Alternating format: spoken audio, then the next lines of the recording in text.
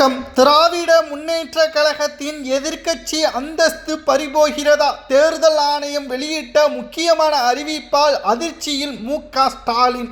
நண்பர்களே, இந்த வீடியோவிற்கு ஒரே ஒரு லைக் மற்றும் சப்ஸ்கிரைப் பண்ணிருங்க. லண்டனில் இருக்கக்கூடிய ஸ்டாலின் மற்றும் உதயநிதி, சபரீசன் போன்றவர்கள் லண்டனில் இருக்கிறார்கள். தமிழ்நாட்டில் குதிரை பேரம் நடந்ததற்கான ஆவணங்கள் நாளுக்கு நாள் அதிகரித்து கொண்டே செல்கிறது. குற்றவாளிகளது எண்ணிக்கையும் ஆதாரங்களும் 100% உறுதி செய்யப்பட்டிருக்கிறது.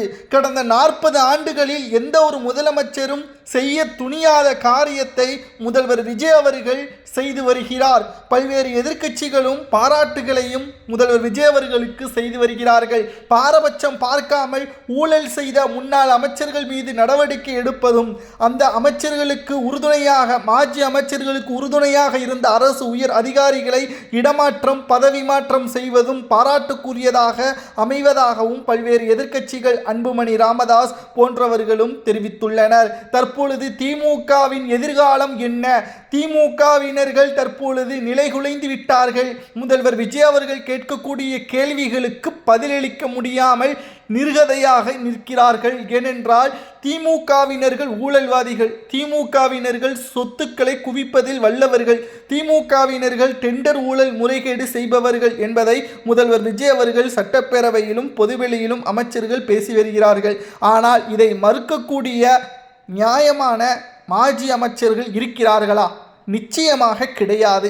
அது மட்டுமல்ல, தாவேகா 50 நாட்களிலேயே இவ்வளவு நடவடிக்கைகளை மேற்கொள்கிறது என்றால் 5 ஆண்டுகள் நீடித்தால் நிச்சயம் திமுகவின் நிலைமை தலைகீழாக மாறிவிடும். இதனால் எப்படியாவது ஆட்சியை கவிழ்ப்பதற்கு, குதிரை பேரம் நடத்துவதற்கான முயற்சிகளிலும் திமுக ஈடுபட்டது. ஆனால் அதையும் சரியாக செய்ய தெரியாத காரணத்தினால் வசமாக சிக்கியுள்ளது. மேலும் இந்த வழக்கு நீதிமன்றம் தேர்தல் ஆணையத்திடம் முழுமையாக ஒப்படைத்து விட்டது. தேர்தல் ஆணையம் இந்த வழக்கை 3 வாரங்களில் உண்மைத்தன்மையை ஆராய்ந்து நீதிமன்றத்திற்கு ஆவணங்கள் மூலமாக சமர்ப்பிக்க வேண்டும். தற்பொழுது தேர்தல் ஆணையத்திற்கு தாவேகாவின் அமைச்சர்கள் மற்றும் முக்கியமான நிர்வாகிகள், பாதிக்கப்பட்ட எம்எல்ஏக்கள் அனைத்து ஆவணங்களையும் ஆதாரங்களுடன் சமர்ப்பித்து திமுக இந்த வேலையில் ஈடுபட்டது. திமுகவின் மீது நடவடிக்கை எடுக்கப்பட வேண்டும். குதிரை பேரம் நடைபெற்றதற்கான சட்டம் 144 பயன்படுத்தி உடனடியாக திமுக எதிர்க்கட்சி அந்தஸ்தை பறிக்க வேண்டும். அடுத்த 10 ஆண்டுகள் தேர்தலில் போட்டியிடாதவாறு செய்ய வேண்டும் என்பதை மனுக்கள் மூலமாக தேர்தல் ஆணையத்திடம் கொடுக்கப்பட்டுள்ளது.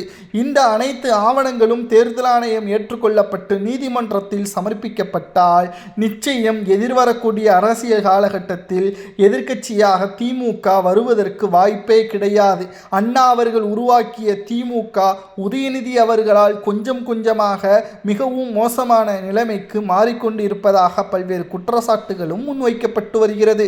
திராவிட முன்னேற்ற கழகத்தின் நிலைமை தலைகீழாக இங்கு சென்று கொண்டிருக்கிறது.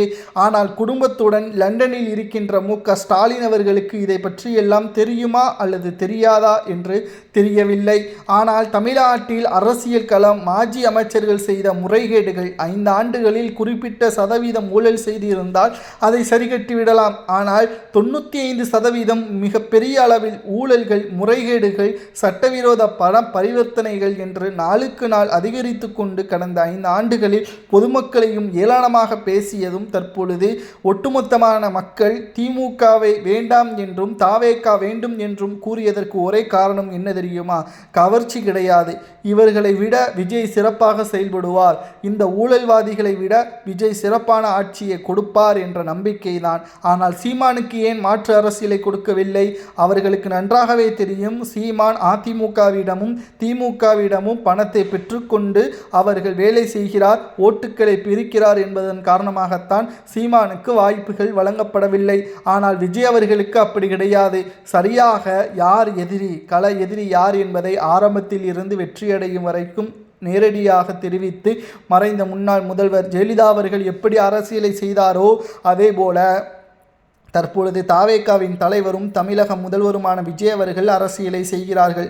அது மட்டுமல்ல, தாவேகாவின் எம்எல்ஏக்கள் பணத்திற்கு விலை போகக்கூடிய நபர்கள் கிடையாது என்பதையும் 100% விஜய் அவர்கள் உறுதிப்படுத்திவிட்டார். தற்பொழுது 180 கோடி வரைக்கும் பேரம் பேச தயாராக இருந்த தாவேகா தற்பொழுது கிட்டத்தட்ட திமுகவினர்கள் எவ்வளவு கெஞ்சி பார்த்தும் தாவேகாவினர்கள் மசியாத காரணத்தினால் அதிர்ச்சிக்குள்ளாகி தற்பொழுது கரூரின் கும்பல்கள் முதலில் கைது செய்யப்பட்டார்கள்.